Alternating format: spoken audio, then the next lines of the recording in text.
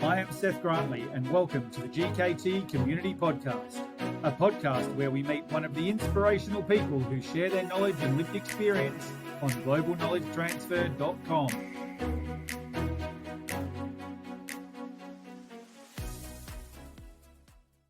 Hi, Tobin, and welcome to the podcast. Hi, thanks for having me. Great to be here. First question, when you were at school, what did you want to be? And if you could go back now and talk to yourself then, what would you tell yourself about that plan? I would probably recommend, if I went back, to go general, do a general business degree or a management degree and see what opportunities are out there, not be limited by what potential you see there. I'd also encourage myself to reach out to people who impressed me or whose roles I thought were great and ask them directly, what have you done? How did you get here? Be a bit braver and a bit more higher in my expectations. Okay, great. So perhaps you could give us an outline of your career highlights and who you've become today professionally, and we can understand why it is similar to that or quite different. So two career highlights. One would be actually leading a business unit in commercial operation. I ended up in medical devices, which is, following a health science focus, but very much business. The thing I loved about being a business unit lead was you have ultimate accountability for the result, but you also have the empowerment to create the structure and the strategy to execute and achieve the results. And that was the joy of that accountability, but the permission to do it your way. The second highlight was I was actually part of an integration team. The business I was leading was acquired by another company, and we set up a new business from scratch. So we weren't just brought into another existing business. It really was setting up an operating company, and the experience of helping to design a structure that would suit the business and lead to success really changed my mindset from a caretaker mentality coming into a role and keeping it going and just trying to do slightly better than last year, to actually saying, what is our challenge and how are we going to achieve that? And what do we need to do to get there rather than just working within the current bound? You work in medical devices now. That sounds pretty exciting. Medical devices for me is a great industry. I think the key thing is our products have an impact on people's lives, improving people's quality of life. There is a genuine demand for the product, but also there's a huge amount of innovation and technology. It's quite a big industry money-wise, so there's a lot of investment in it, and there's continuous improvement. So I'm currently looking after a division that promotes a robot which assists in orthopedic surgery, and that 10, 15 years ago was science fiction, and now it's a reality, and more than 30% of total knee replacements going in Australia are assisted by a robot. Pretty incredible. That sounds like an amazing career and great industry to be a part of. What do you think the three major contributors to your success in your career have been, and why? I think the first thing is probably persistence. When given a task, I've always taken the approach of trying to figure out how it can be done rather than focusing on why it can't be done or the challenge. So really persisting and just, my task being to figure out how we can do it within the current constraints we have. Second thing is collaboration. I naturally love connecting people. I do it outside of my work. Inside of my work, it sort of creates a snowball effect. And then you bring in diverse thinking, people with other skills, other points of view that can help you, unlock that. How are we going to achieve this task? And then the last, strength is probably, or contributor has been just being inquisitive.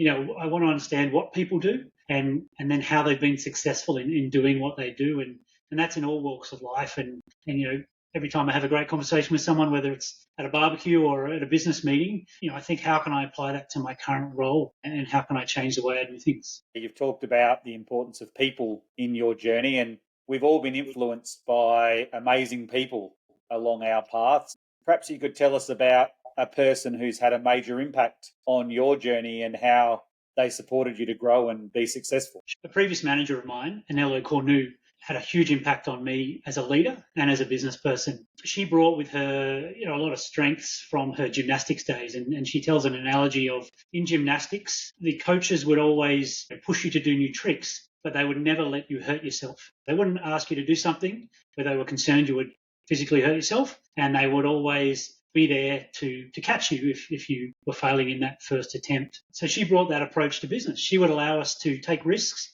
to try new things, and sometimes to fail, but fail safely. So it wasn't catastrophic to the business and it wasn't catastrophic to our confidence. And the second thing she really brought was, a sense of accountability or high expectations. And she expressed it as, I'm paying you the compliment of high expectations. So if I don't have high expectations of you, you know that I've lost belief in you.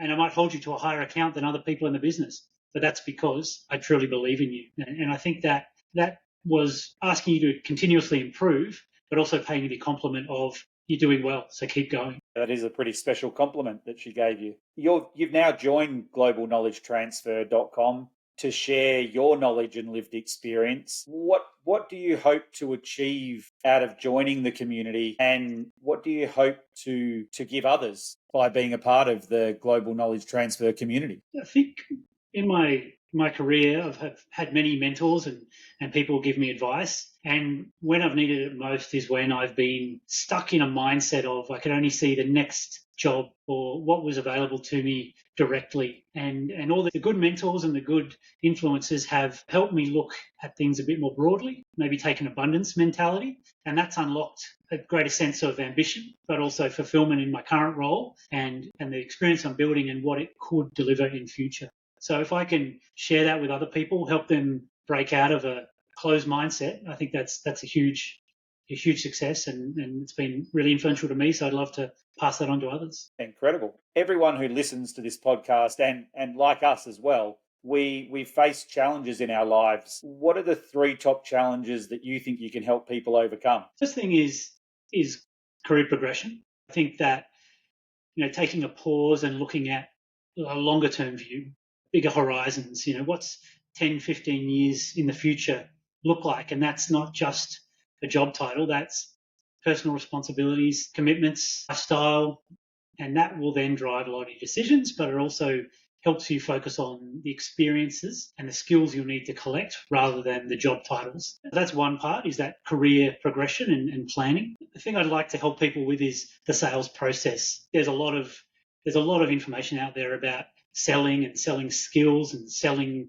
hacks, but ultimately it's a process and it requires discipline and it requires application. And I think every industry has a different selling cycle. There's more stakeholders involved now. I think the advent of procurement as a department has added complexity to the selling cycle. That's great. We have a section on our podcast called Dead or Alive. If you could have 1 hour with any 1, 2 or 3 people, dead or alive, who would they be and why? The person I'd love to spend an hour with, alive, is Brendan Gale. He's the ex-CEO of the Richmond AFL club. I'm not an AFL supporter, but I was really impressed by his mentality and statement when he took over the club. He said, within 10 years, we're going to win multiple premierships. And I would just love to understand from him, one, how he had that vision, how he went about delivering on that vision. And, 10 years is a long time. He achieved it. He, exceeded his own lofty goals. And I just love to hear about the process, how he managed people in and out of the business while he was getting to that result. I think you'd be a fascinating person to spend some time. The second person I'd like to spend an hour with would be Kobe Bryant. I'm a big basketball fan.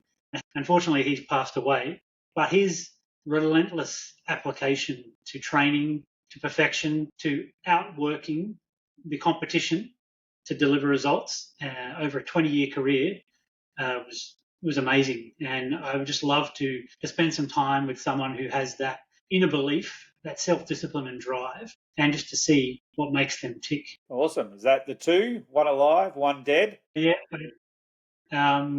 Thanks for joining us today on this podcast. I hope you've enjoyed your time with us. Thanks for inviting me on the podcast. It's been a great opportunity to have a think about myself and why I'm involved with global knowledge transfer, but also my own career journey. It's been a pleasure. Excellent. I'm sure there are many people out there listening who will be excited to find you on globalknowledgetransfer.com and share and get access to your knowledge and lived experience, which is quite significant and exciting. Thank you.